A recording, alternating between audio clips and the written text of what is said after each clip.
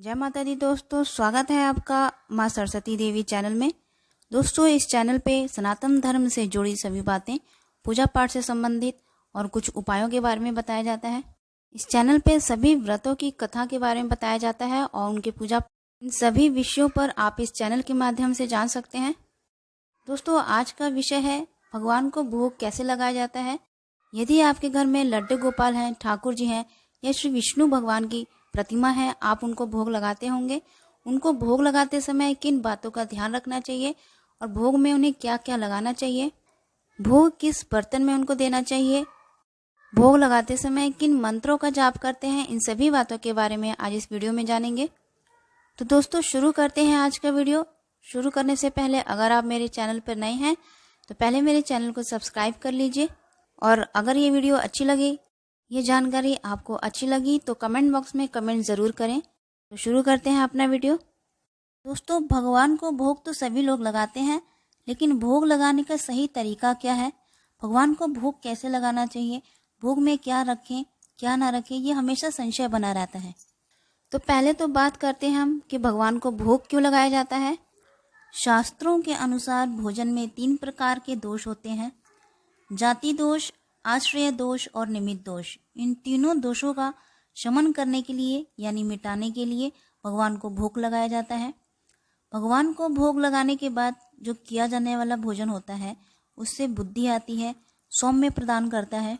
भगवान को भोग लगाने के बाद उसे प्रसाद के रूप में बांटते हैं। उसी भोग को आप खाने में मिला लेते हैं और सभी परिवार के सदस्य खाते हैं, तो वह भोजन शुद्ध हो जाता है और वह प्रसाद का रूप ले लेता है। इसलिए भगवान को भोग लगाया जाता है। जिस तरह से हमें भूख लगती है उसी प्रकार भगवान को भी भूख लगती है, इसलिए उनका समय समय पर भोग लगाना चाहिए।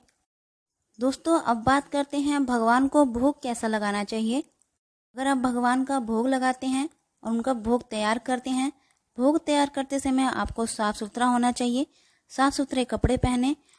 जो भी खाना बनाते हैं वो एकदम शुद्ध होना चाहिए। लहसुन प्याज वाला भोग भगवान पर नहीं चढ़ता है।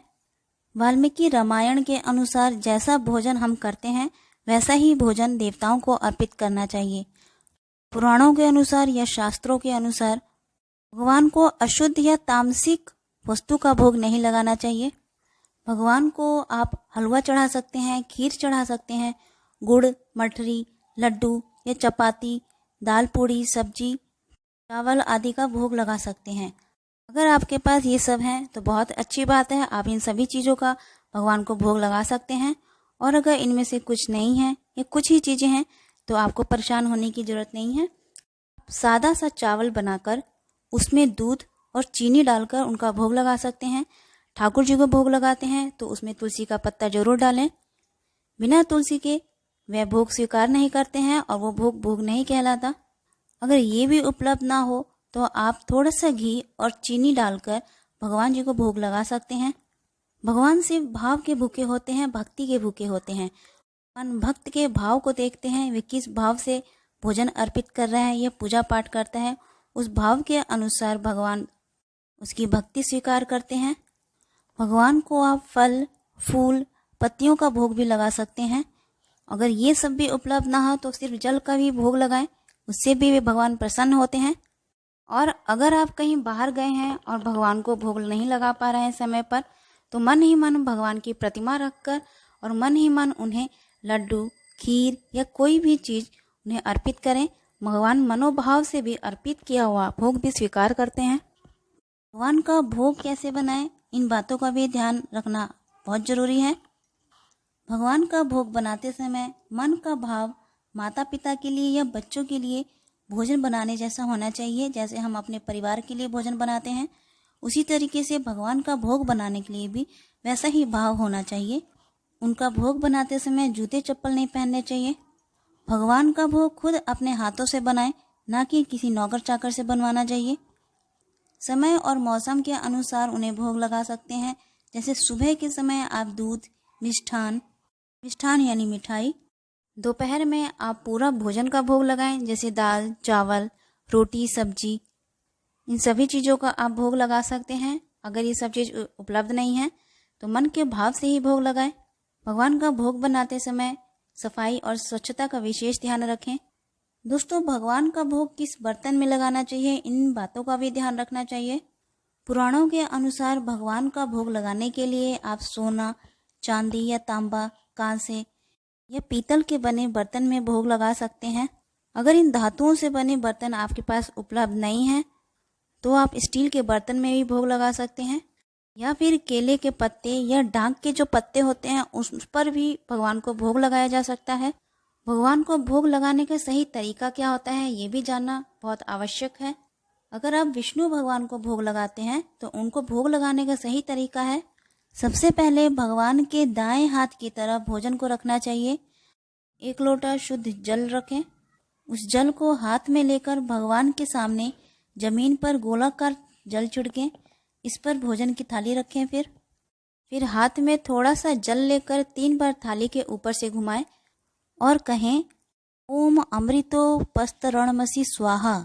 फिर थोड़ा सा जल धरती पर छोड़ दें। इसके बाद जल में तथा भोजन में तुलसी का पत्ता रखें। भगवान विष्णु को भी भोग में तुलसी का पत्ता चढ़ाया जाता है। बिना तुलसी के पत्ते के वे भोग स्वीकार नहीं करते। फिर भगवान को भोग लगाएं। फिर मंत्र का उच्चारण कर सके तो यह बोल सकते हैं आप, त्वदीयं वस्तु गोविंदम तुभ्यं मे समर्पय गृहाण सुमुखो भूत्वा प्रसीद परमेश्वरा। फिर सभी अंगुली और अंगूठा मिलाकर अन्न को छुएं। फिर भगवान के मुख की तरफ ले जाकर कहें ओम समानाय स्वाहा, ओम समानाय स्वाहा। फिर उन्हें पानी अर्पित करें। आंखें बंद करके उनका ध्यान करें।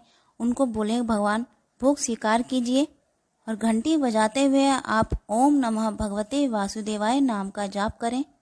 इसके बाद संपूर्ण भोग लगाने के बाद यह महाप्रसाद बन जाता है। फिर इस भोग को सभी के खाने के लिए जो भोजन बना है उनमें मिला दें। इस प्रकार सभी भगवान को, जैसे शिवजी भगवान, माँ दुर्गा, गणेश जी, हनुमान जी को भी इसी तरीके से भोग लगाया जाता है। और अगर आपके घर में लड्डू गोपाल जी हैं, आप उनका भोग लगाते हैं, उनका भोग भी आप इसी तरीके से लगा सकते हैं। उन्हें आप माखन मिश्री का भोग लगा सकते हैं। उनके भोग में तुलसी का पत्ता जरूर डालें। भोग लगाने के बाद उन्हें जल अर्पित करें। जल में भी तुलसी का पत्ता अवश्य डालें। गोपाल से बातें करते हुए, हंसते खेलते हुए उन्हें भोग लगाया जाता है, उन्हें खाना खिलाया जाता है। जैसे आप अपने बच्चे को खाना खिलाते हैं, उसी प्रकार लड्डू गोपाल को अपना एक परिवार का सदस्य मानकर उनका भोग लगाया जाता है, उनकी सेवा की जाती है।